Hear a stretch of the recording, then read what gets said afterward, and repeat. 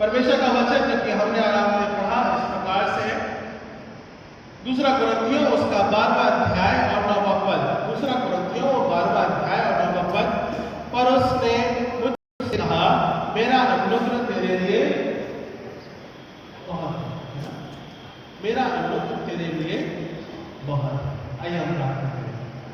महान अचिंत्य अनुग्रहकारी पिता परमेश्वर, आपके नाम को हम धन्यवाद देते हैं पिता।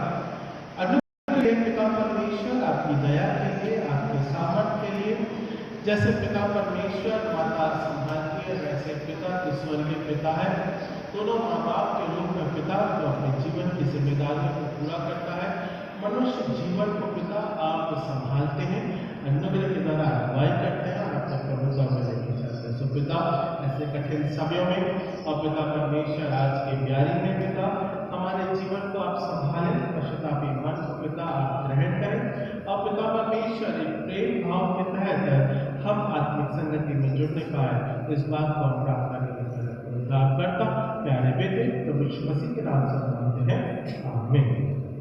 सो परमेश्वर का वचन आज हमारे मन में जब पढ़ा गया वो है दूसरा कुरिन्थियों उसका 12वां अध्याय और 9वां पद, दूसरा कुरिन्थियों उसका 12वां अध्याय और 9वां पद। यहाँ पे हम और आप मसीह के अनुग्रह के बारे में या मसीह के जीवन के बारे में देखते हैं और पौलुस इस बात को कुरिन्थ की कलीसिया के तहत बहुत साफ तौर से स्पष्ट करता है कि परमेश्वर का अनुग्रह हमारे जीवन के लिए काफी है। अनुग्रह की दशा में हम और आप हमारे पाप कैसे भी क्यों ना, गहरे रंग के या लाल रंग के क्यों ना हो, परमेश्वर अनुग्रह के द्वारा चाहे समय अनुसार जिस परिस्थिति में हम आते हैं, परमेश्वर के वचन के तहत जब हम जुड़ते हैं या उसकी विधि के समक्ष आते हैं, परमेश्वर बड़े अनुग्रह के द्वारा हमें क्षमा प्रदान करता है ना। हमारी जैसी परिस्थिति रहे, चाहे पाप 1 2 1000 500 किसी प्रकार का कितनी भी बड़ी क्यों ना हो, परमेश्वर का अनुग्रह अगर है तो उससे क्षमा के द्वारा जीवन हमें मिलता है। सो इस बात को धन्यवाद के साथ में रखते हैं। ओके, सो परमेश्वर के नाम के तहत अगर हम आज इस प्रकार से थोड़ी सी बातों को सीखेंगे या जानेंगे किस प्रकार से परमेश्वर का अनुग्रह हमारे और आपके जीवन के लिए काफी है, ये 9वां पद पौलुस के जीवन से हमें सीखने को मिलता है। रोमियो की पुस्तक मेरे साथ निकाल लीजिए, कोई Romans chapter 8 versus 1 2 and 3, Romans chapter 8 versus 1 2 and 3 निकलेगा। हाँ, ओके ओके, अरे वाह बढ़िया लिखा है आज तो। सो आज जो मसीह यीशु में है उन पर दंड की आज्ञा नहीं, क्योंकि वे शरीर के अनुसार नहीं वरन आत्मा के अनुसार चलते हैं ना। परमेश्वर हम पे अनुग्रह इस प्रकार से करता है, अब हम पे कोई दंड की आज्ञा नहीं, हम सब आजाद हैं, मसीह में आजाद है, मसीह में क्षमा प्राप्त किए लोग हैं और हमें अब कोई दंड की आज्ञा नहीं है। पौलुस इस बात को रोमन कलीसिया में बताता है। अब तुम में जो जीवन का परिवर्तन है या तुम जिस प्रकार से मसीह के स्वाद को चखा है, अब उसमें क्या हो, तुम स्वतंत्र हो। मसीह में तुमने जो स्वाद को चखा है वो आपके जीवन का स्वाद है और वो जो स्वाद है वो कभी बदलता नहीं। घर पे चिकन बनेगा आज,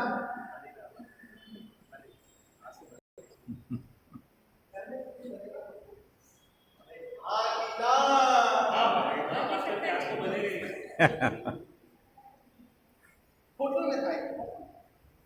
so you have a favourite hotel, है ना, कहीं ना कहीं आप जाते हैं, है ना, भाई हमको इस जगह जाना है, इसी का ही स्वाद अच्छा लगता है ना, इसी जगह जाते हैं। या फिर मेरे को मम्मी तुम्हारे घर के हाथ का खाना ही पसंद है, तुम घर पे ही बनाओ, जैसा भी है जो भी है, तो स्वाद वाली बात होती है।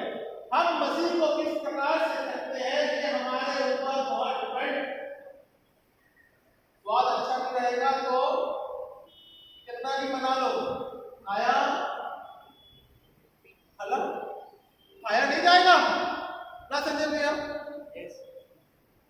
तबियत खराब हो गई है, नॉन वेज डॉक्टर ने मना किया होगा, पर इच्छा तो होती है खाने की, क्या करेंगे, स्वाद लगा हुआ है, मसीह जीवन है और बिना हड्डी और प्रोटीन के संडे बनता है क्या, नहीं बनता है। तो स्वाद का चखना बहुत जरूरी है। तो बाबा आदमी हम संसारिक भोजन के स्वाद के लिए इंतजार करते हैं, उसी प्रकार से सुबह 8 बजे हम परमेश्वर के आत्मिक स्वाद को भी चखने के लिए आना बहुत जरूरी है। मसीह को चखना बहुत जरूरी है। आत्मिक जीवन का स्वाद जो है, जब तक हम मसीह को नहीं चखेंगे तब तक वो स्वाद हमारे जीवन में पूरा नहीं होगा। तो मसीह को चखना बहुत जरूरी है। इसीलिए पौलुस बोलता है, मसीह को जब हम चख लेते हैं या मसीह में जब हम आत्मिक जीवन में अपने स्वाद को जब हम बढ़ते हैं या बढ़ता हुआ देखते हैं, तब परमेश्वर का अनुग्रह हमारे जीवन के लिए बहुत है ना।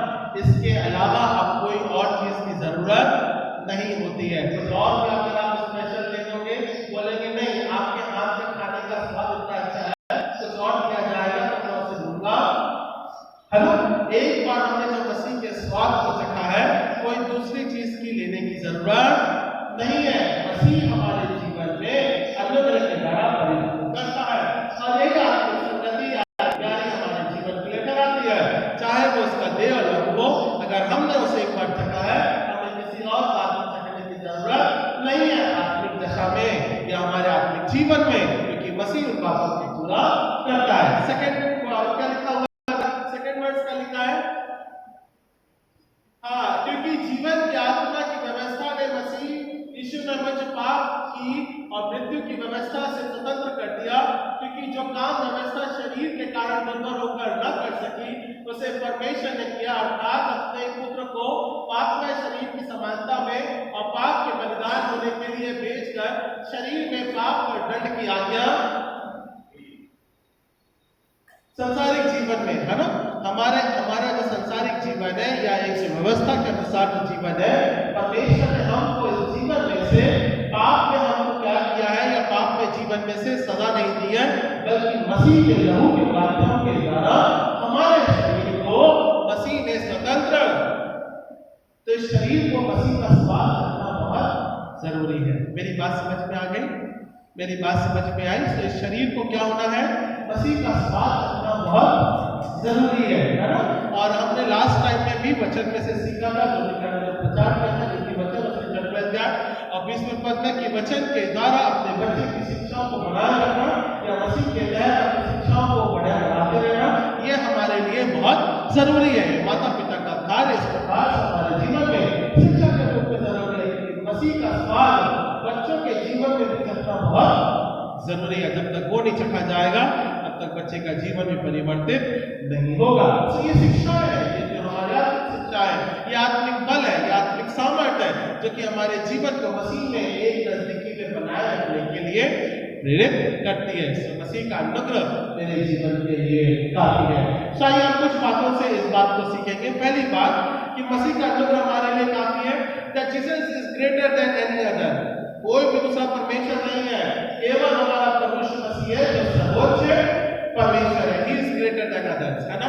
वो सबसे ऊंचा है, वो सामर्थ्य है, वो अनुग्रहकारी है, और कोई बढ़कर दूसरा नहीं है। ये पहली बात हम सीखेंगे। मत्ती की पुस्तक उसके 14वां अध्याय और 14 से 21 पदों के बीच में हम देखते हैं। मैथ्यू चैप्टर 14 वर्स 14 to 21 क्या लिखा है, 14 to 21, और मुख्य रूप से 15 और 16 पद हम देखेंगे।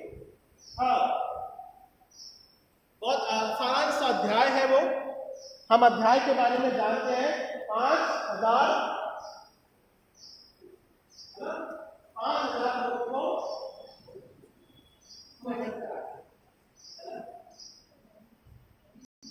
Lord has given the food, है ना, 5,000 to feed the people, है ना।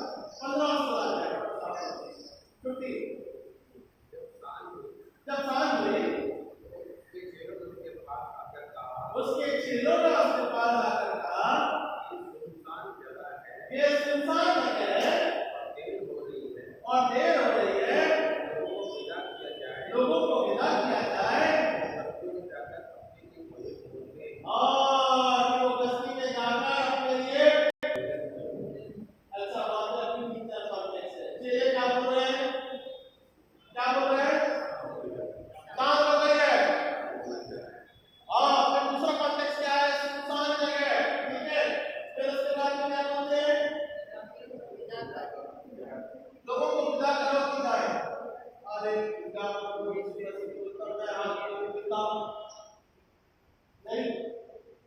जीवन मेरे पास में, रोटी मेरे पास में, स्थान मेरा है, समय मेरा है। अब मैं इसे बोलते हैं कि इनको विदा करूं, कॉन्टेक्स्ट उल्टा हो जाएगा, नहीं कॉन्टेक्स्ट पूरा उल्टा हो जाएगा, बराबर। मैं कॉन्टेक्स्ट बिल्कुल से उल्टा हो जाएगा, बोलेगा तो मैं बोलने जा रहा हूं उसको उल्टे नहीं पूरा। हम चेंज द वर्ड, टाइप में चेंज कर। आपने देखा होगा ना, कमेंट की पुस्तक पढ़ी कि नहीं पढ़ी है? कमेंट की पुस्तक, कमेंट की पुस्तक पढ़ी है, एक्सोडस पढ़ा है। हेलो, परमेश्वर ने क्या किया? लोगों को विदा कर दिया क्या? पापा तुम अब अपने अपने घर, मैं अपने चला, तुमको निकाल के आ गया, बताओ तुमने मेरा काम हाँ गया, सबका सपाटा अपना घूमने घर घूमने अपन स्वर्ग में, लोग अपने नीचे। ऐसा किया क्या? He has walked through that life, in that wilderness life. परमेश्वर उनके साथ जंगल में बराबर से चलता रहा, चाहे वो सुबह का पहर हो, चाहे वो शाम का पहर हो, चाहे वो रात का पहर हो, जैसा भी हो, whatever it is, परमेश्वर साथ में चलता रहा। और जो उनके पुरखा लोग हैं, तो क्या लोग माताओं की बात करें तो सारे इस्राएल के इस बात को जानते होंगे कि भाई हमारे बाप दादा तो जंगल में थे और उन्होंने आसमान की रोटी खाई, और प्रभु यीशु मसीह को बोलते हैं चेले कि बाबा इन्हें पिता कर कैसे चलेगा? Now they have to experience that. जो पुराने लोग थे, जो उनके बाप दादाओं ने उस समय आसमान की रोटी खाई, परमेश्वर ने, प्रभु यीशु मसीह ने उसी सांझ के समय विपरीत था। देख लीजिए वहां पे मैंने बोला ना, कॉन्टेक्स्ट पढ़िएगा, समय विपरीत है, शाम का समय है, सुनसान जगह है, बराबर है, कहीं पे दुकान कुछ नहीं है, सब रेगिस्तान का समय है, सुनसान जगह है। लोग कहाँ जाएंगे? विदा करने के लिए कौन रहेंगे? कब तक पहुंचेंगे? रोटी लेंगे, फिर बनाएंगे, फिर खाएंगे, फिर कब होगा? समय गुजर जाएगा। मैं तुम्हारा आत्मिक पिता हूं। जब लोग हमारे पास में पड़े हैं, प्रभु यीशु मसीह के स्वाद को चखने के लिए जब वो आए हैं, वो 5000 लोग जीवन के रूप में प्राप्त करने के लिए आए हैं, तब मैं उन्हें उस समय के दौरान भेजूंगा, खाली हाथ नहीं भेजूंगा, चाहे वो आत्मिक दशा में हो और चाहे वो संसारिक रोटी की दशा में हो। उससे वही प्रार्थना करें, वही प्रार्थना करें, और 5 रोटी और 2 मछली को आसमान के ऊपर उठा करके प्रार्थना करके उसको multiply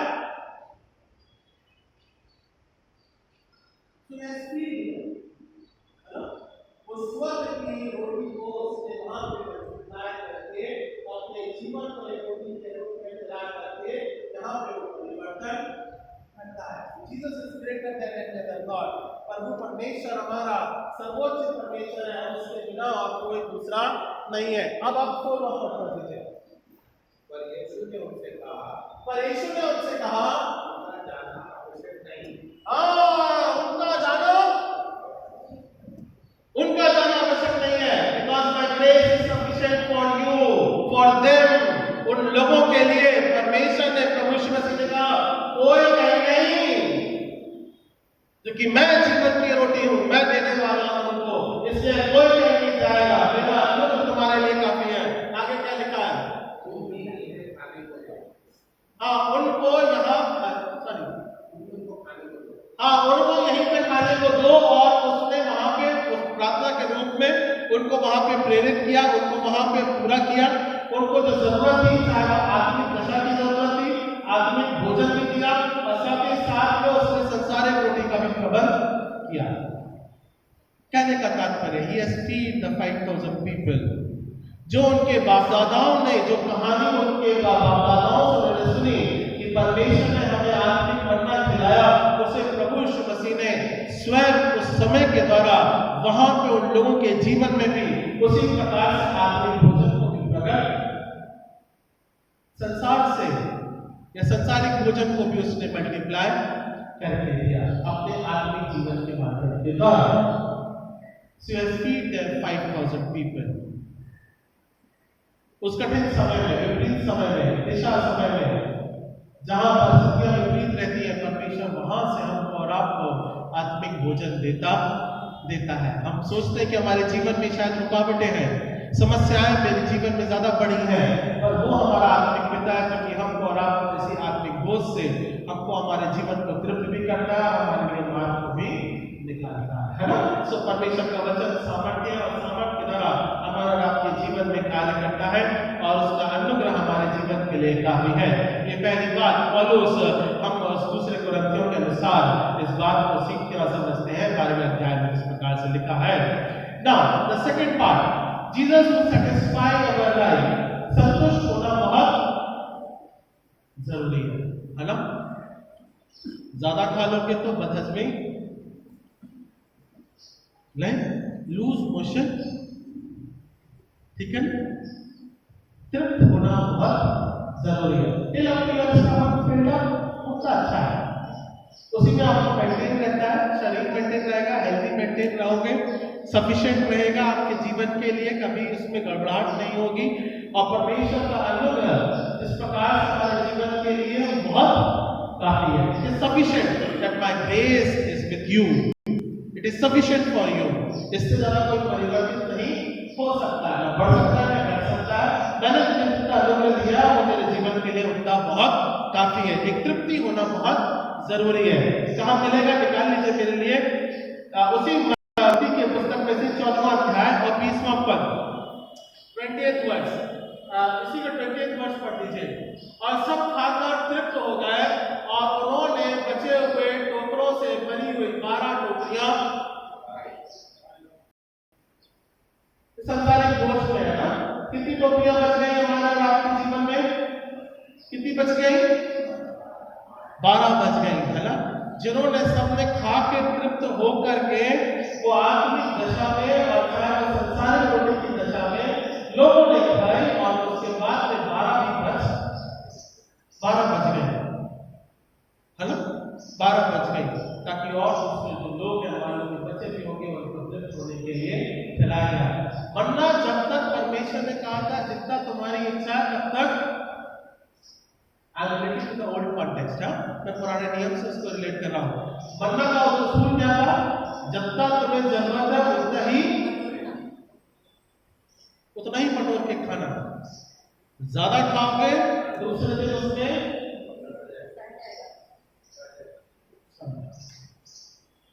My grace is sufficient for you।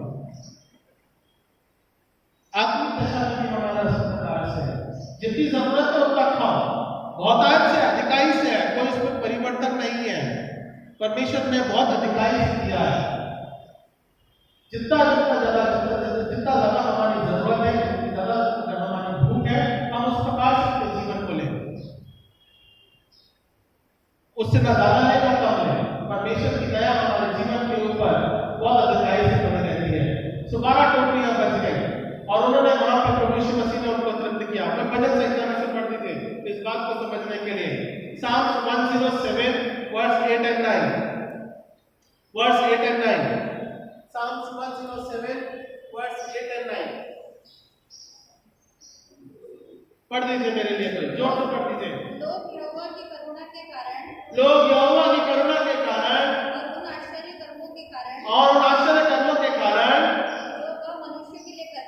जो मनुष्य के लिए करता है उसका हम क्या करें?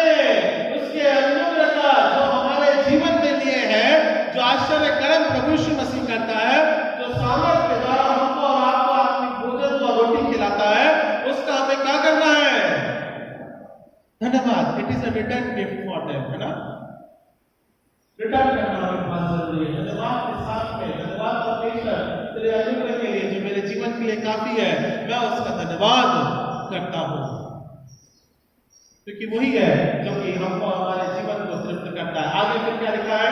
क्योंकि अभिलाषी जीव को संतुष्ट करता है क्योंकि अभिलाषी जीव को वो संतुष्ट करता है और भूखे को उत्तम पदार्थों से तृप्त करता है। और भूखे को उत्तम पदार्थों से तृप्त करता है। सो हमारा आत्मिक भोजन हमारा प्रभु यीशु मसीह है, हमें उसे चखना बहुत जरूरी है ना।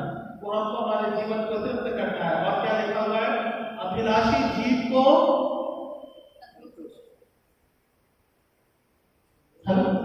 उसके घर में है, मेरे घर में भी होना। मांगने की दशा बहुत ज्यादा होती है, है ना? परमेश्वर मेरे जीवन में भी इस बात को दे, है ना? और कैसे मांगोगे? बिना जीभ के हिलाए मांगा नहीं, है ना?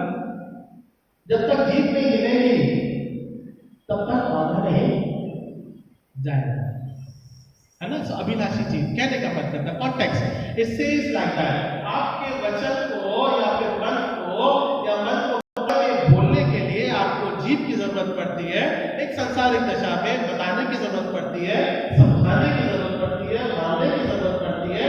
वो अभिलाषी जीभ को भी क्या करता है? परमेश्वर तृप्त,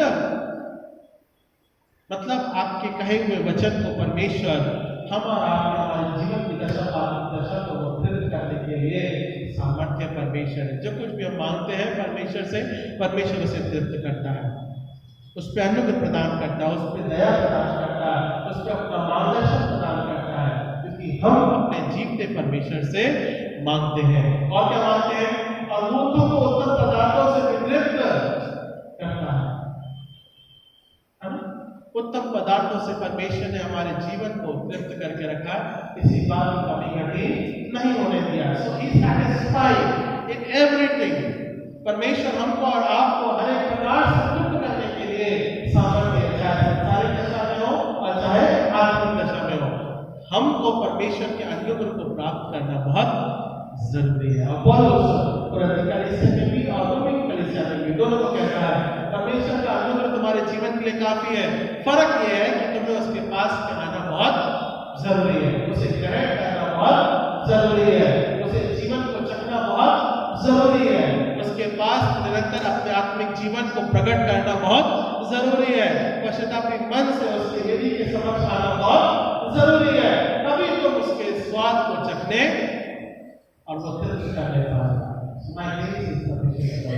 तीसरी बात, परमेश्वर का वचन क्या बोलता है? क्योंकि परमेश्वर हमको अनुग्रह करता है और अनुग्रह की दशा में वो हमको हमारे जीवन को तृप्त करता है और वो हमको उसमें सुरक्षा प्रदान करता है। जीसस प्रोटेक्ट अस, उसने हमको और आपको आत्मिक जीवन के रूप में संभालता है और अपने प्रभुत्व में रखता है। पौलुस इस बात को यहाँ पे कुरिन्थियों उसके 12वें अध्याय और 9वें पद में इस बात को यहाँ पे कहता है। मैं फिर से लिख देता हूँ, मैं आपके लिए पढ़ देता हूँ। पर उसने मुझसे कहा, मेरा अनुग्रह तेरे लिए बहुत है, क्योंकि मेरी सामर्थ निर्बलताओं में भी सिद्ध प्रोटेक्ट अस। तू निर्बल भी रहेगा, तू कमजोर भी रहेगा, मैं तुझे सामर्थ प्रदान करूंगा। डर मत, किसी बात में कमजोर ना हो, रातों में कमजोर मत हो। कौन उठेगा 3 बजे, 4 बजे, 5 बजे, 6 बजे, 7 बजे, 8 बजे प्रार्थना करेगा? निर्बल मत हो। एक बार तो प्रार्थना करने के लिए सामर्थ के द्वारा हो, मैं तुझे वहां पे भी सामर्थ प्रदान करूंगा। क्या है? तो मेरे से प्रार्थना कर। तमाम निर्बलताओं में भी परमेश्वर हमको सामर्थ्य बनाता है। और क्या लिखा है? निर्बलताओं में भी मैं क्या करूंगा? सामर्थ्य निर्बलता में भी मैं सिद्ध करता होती है। इसलिए मैं बड़े आनंद से अपनी निर्बलताओं पर घमंड करूंगा कि मसीह की सामर्थ मुझ पर छाया, कि मसीह का सामर्थ, उसकी जो सामर्थ है वो मुझ पे छाया करती रहे। So he has there protect us. वो हर एक समय विपत्ति के समय हमारे साथ खड़ा है, ताकि वो हमको बचाव के माध्यम के द्वारा निरंतर हमारी अगुवाई करता है। वो सांस का समय था, वो समय विपरीत था, वो दिशा कमजोर थी, जहाँ पे वो 5000 लोगों के साथ में मिलके बैठ के जब वो आत्मिक भोजन को देता है, जब वो वचन से फैलाता है, वो समय विपरीत था। वहां पे उसने उन निर्बलताओं में भी, उन कठिन समयों में भी उसने वहां पे भी प्रार्थना करके आसमान से स्वर्गीय रोटी को दिया और समय को भी विपरीत कर दिया। He protect us. He give us the strength. वो सामर्थ प्रदान करता है। भूख लग रही है, पानी पीना है, तमाम जरूरतों की बातें हैं, वो सब कुछ प्रदान करता है, चाहे परिस्थिति कैसी भी क्यों न रहे। हमारे जीवन में भी इसी प्रकार का जीवन है। हम रहते तो उसी के पास है, पर हमारा सांसारिक बोझ और जीवन इतना बड़ा है कि हम उनको देख करके भयभीत हो जाते हैं, है ना? हम मसीह हैं, मसीह के द्वारा नया जीवन भी प्राप्त किया है, पर जीवन की समस्या इतनी बड़ी रहती है कि हम उसके पास में आते रहें। आना बहुत जरूरी है, मसीह से मांगना बहुत जरूरी है, मसीह से प्रार्थना करना बहुत जरूरी है, और परमेश्वर हमको और आपको सामर्थ प्रदान करता है। कहाँ मिलेगा इस बात को समझने के लिए? द पॉल्स लाइफ, पौलुस के जीवन से हम सीखने को मिलता है। पहला तीमुथियुस उसका पहला अध्याय 12 से 17 पदों के बीच में हम इस बात को देखेंगे। पहला तीमुथियुस उसका पहला अध्याय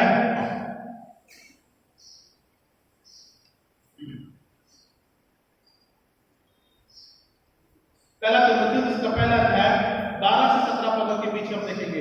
केवल 12, 13 और 14 पद हम पढ़ेंगे। 14, हाँ 12 को लिए। और मैं अपने प्रभु यीशु मसीह का, जिसने मुझे सामर्थ दी है, धन्यवाद करता हूँ कि उसने मुझे विश्वास योग्य समझकर अपनी सेवा के लिए ठहराया। ओके, ठीक है, अपनी सेवा के लिए ठहराया। नेक्स्ट पार्ट बेटा पढ़ लो। हाँ 13। मैं तो पहले निंदा करने वाला और सताने वाला और अधेर करने वाला था, तो भी मुझ पर दया हुई, क्योंकि मैंने अविश्वास की दशा में बिना समझे पूछे ये काम किया। पौलुस के जीवन के बारे में ना, जहां वो मसीहों को सताने वाला था, जहां वो मसीहों को तिरस्कार करने वाला था, प्रभु यीशु मसीह का अनुग्रह उसके जीवन के ऊपर दमिश्क के रास्ते में और प्रेरित काम उसके 9वें अध्याय के अनुसार उसका जीवन परिवर्तित होता है, और अविश्वासी दशा में जब वो था, अब उसको परमेश्वर ने बदल करके विश्वास की दशा में जीवन प्रदान किया है। ओके, ठीक है ना। सो मसीह हमारा बचाने वाला परमेश्वर है। और क्या लिखा है? हाँ, ये मुख्य बात है। और हमारे प्रभु का अनुग्रह उस विश्वास और प्रेम के साथ जो मसीह यीशु में है, बहुतायत से, केवल 2 ही बातें हैं, विश्वास और प्रेम। मसीह हमसे हमारे जीवन के परिवर्तन के रूप में, पौलुस इसी बात को कहता है, विश्वास और प्रेम, ये 2 बातें अगर हमारे जीवन में जुड़ी रहेंगी, तभी हम मसीह के साथ अपने जीवन को बढ़ाने पाएंगे या बढ़ते जाएंगे, है ना। सो पौलुस जो अविश्वासी था, वो विश्वास की दशा में बढ़ता है, मसीह के प्रेम में बढ़ता है, और तब उसका वो प्रचार, मसीह का प्रचार वो लोगों के मध्य में करता है। सो इसी प्रकार से अगर हम उसके अनुग्रह के बारे में या अनुग्रह की दशा के बारे में अगर हम देखें, तब पौलुस अपने वचन में इस बात को कहता है, या मसीह के जीवन का प्रेरित करता है कि मेरा अनुग्रह तेरे लिए काफी है ना। ये पौलुस के जीवन के परिवर्तन की कहानी है। ये पौलुस हमको और आपको इसी बात को मसीह में एक साथ बने रहने के लिए कहता है। आत्मिक दशा में अगर हम उसके पास में आते हैं, तो वो 3 बातें हमारा और आपके जीवन के लिए प्रेरित करता है, जहाँ हम शिक्षा के रूप में देखते हैं कि उससे बढ़कर कोई नहीं, प्रभु यीशु मसीह, क्योंकि हमारा सर्वोच्च परमेश्वर है। दूसरी बात, वो हमको तृप्त करता है, और तीसरी बात, वो हमें बचाता। जिस प्रकार से उसने पौलुस के जीवन को बचाया, परिवर्तित किया, निर्बलताओं में भी परमेश्वर हमें सामर्थ प्रदान करता है, और उसका अनुग्रह हमारे जीवन के लिए काफी है। भजन संहिता 32 और उसका 7वां पद हमारा और आपके जीवन के लिए इस बात को कहता है, तू मेरे छिपने का स्थान है ना। You are my hiding place. आज ये समय है जहाँ हम एक साथ आत्मिक संगति करते हैं, प्रभु यीशु मसीह में हम छिपने पाए। संसार की दशा बहुत विपरीत है ना। समय अनुसार जिस प्रकार से प्रकाशित वाक्य बोलता है, उस हिसाब से तो समय धीरे धीरे नजदीक आता जा रहा है। जब जब तुम इन बातों को देखो, तब तब ये मनों में विचार और अपने जीवन को तैयार करो कि मेरा आना निकट है ना। प्रकाशित वाक्य इस बात को यहाँ पे प्रेरित करता है। तो ये समय इस प्रकार से आ रहा है कि परमेश्वर का आना निकट है। वो समय और घड़ी कब आएगी हमें मालूम नहीं है, पर परमेश्वर ने अपने जीवन को हम तैयार रखे, उसकी विधि के समक्ष आए, दया हमसे काफी हो, और उसका अनुग्रह हमारे जीवन के लिए काफी है, ताकि हम उसके साथ स्वर्गीय राज्य में संगति करते पाए। आइए हम प्रार्थना करें। महान अनुग्रहकारी पिता परमेश्वर, आपके नाम को हम धन्यवाद देते हैं पिता, इस समय के लिए, आराधना के लिए, महिमा के लिए पिता परमेश्वर, आपकी दया के लिए, और पिता आपका अनुग्रह और सामर्थ पिता परमेश्वर हमारे जीवन के लिए काफी है। इस बात को हम धन्यवाद के साथ में रखते हैं, प्रार्थना करते पिता, सर्वोच्च परमेश्वर है, आपकी दया और आपका अनुग्रह हमारे आत्मिक जीवन को तृप्त करता है, और पिता सुरक्षा प्रदान करता है। हम इस बात को धन्यवाद के साथ में रखते हैं पिता, कि आपकी प्रिय कलीसिया पिता परमेश्वर वचन के द्वारा, वचन के तहत आत्मिक भोज के तहत पिता परमेश्वर हमारे जीवन को बना बढ़ा और उद्धार करना प्यारे बेटे प्रभु यीशु मसीह के नाम से हम मांगते हैं। सुनो कबूल कीजिए इस प्रार्थना को। आमीन आमीन।